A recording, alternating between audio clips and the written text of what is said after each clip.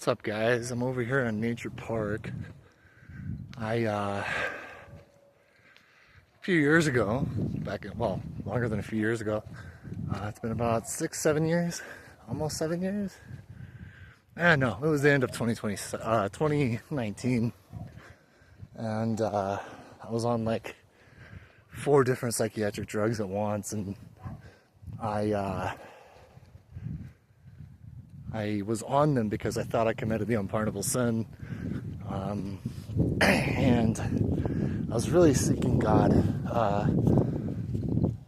very hard, if that makes any sense, and helping me off of psychiatric drugs. I had some health problems from the meds and wasn't really wanting to. I didn't feel very motivated to work, and there was some other stuff too that I could bring up, but I don't want to. But I was hiking this very trail in Nature Park, and I was seeking God on helping me off of SSI and medications. And I know people say that SSI has its purposes, but I have a right to be off of it just as much as anybody that doesn't want to be on it, anybody else that wants to work.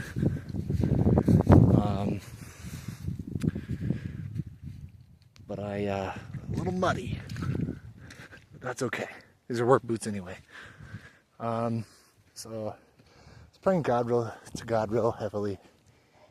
And after I prayed here, I remember when I walked back, God told me hard times were coming, and this is right before Joe Biden became president. We definitely had some hard times, and there's still some stuff going on in America that people don't realize it's still bad, Now, the advancement in technology isn't necessarily evil, but we're definitely pushing towards the beast system. I'm not saying that Musk or Trump is the Antichrist.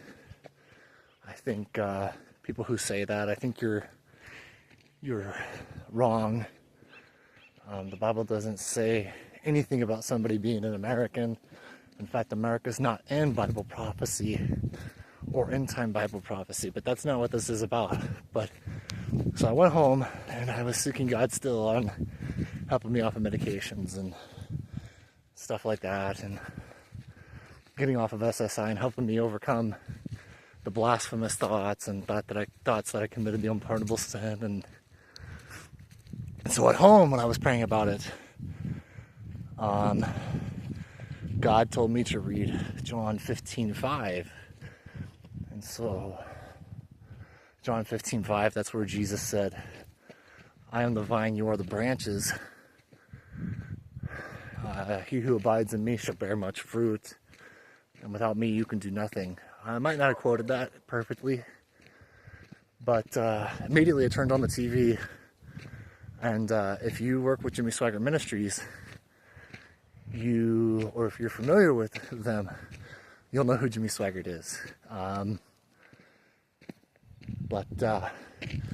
on the TV, Jimmy Swaggart. I think it was, sorry, I'm popping my back. It looked a little weird, I know, sorry. So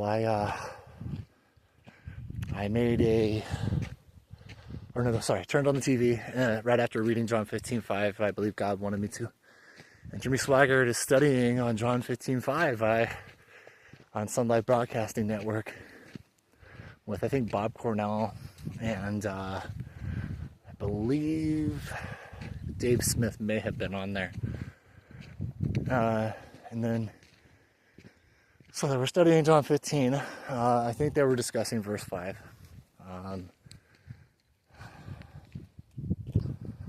And I started going to this coffee shop pretty regularly that I was already familiar with, in Tehachapi. And there's a group of men studying on John chapter 15. And then I start renting this room from someone that I told the same story to, and they pointed at their window, some glass art in their window, and the glass art was symbolic of John 15:5, and they had asked me if I knew what that was as far as the glass art, because it was a vine. And so I just really thought it was cool, you know, because Jesus said, those who hear my sheep or hear my voice, they follow me. And God also works through confirming things numerous times. And, you know, I'm not telling anybody who takes psychiatric drugs to get off psychiatric drugs, because withdrawals are scary. And even when I was withdrawing, and though I believe God helped me, it was hard.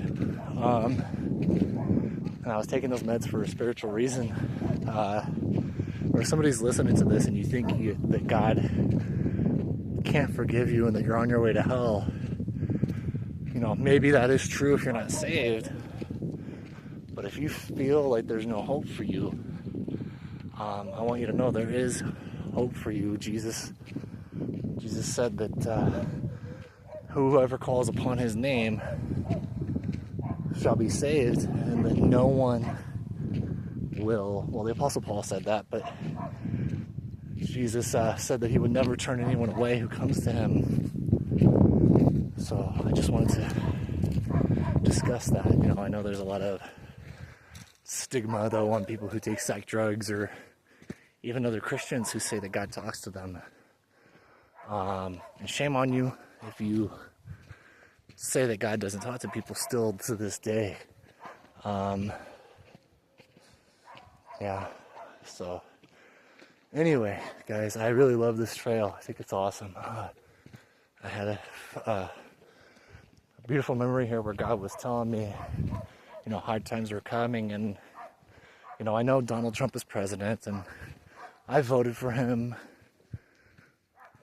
because of the First Amendment and protecting Jews, but Donald Trump cannot stop end time prophecy. That is an unconditional promise, regardless of who the president is, and shame on anybody who idolizes him. Shame on anybody who commits idolatry. And that's something that's wrong with really America as a whole. We idolize so many things, including Christians, and myself too. You know, especially I want to address California with those gas prices that we're going to be seeing that are going to skyrocket. You know, I think of 2 Chronicles 7:14. You know, if we would just repent, then God would not destroy California.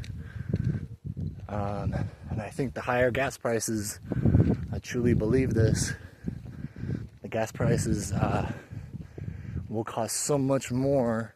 You know, if they go up to $8, $9 a gallon, even 10, some sources even say 12.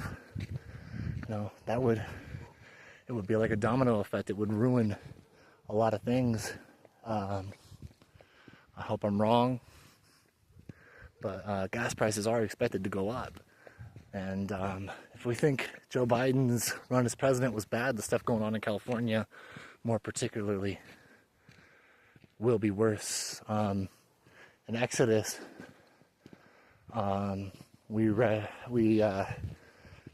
Exodus, God warned the Israelites. Well, he told the Israelites, "When I see the blood, I will pass over you." That's not just Old Testament.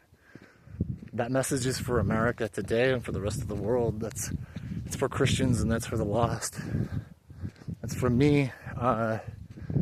You know, I say a lot of stuff I shouldn't sometimes, and the Lord deals with me on it. But that's the message today, and that still applies. Enjoy your day. Bye-bye.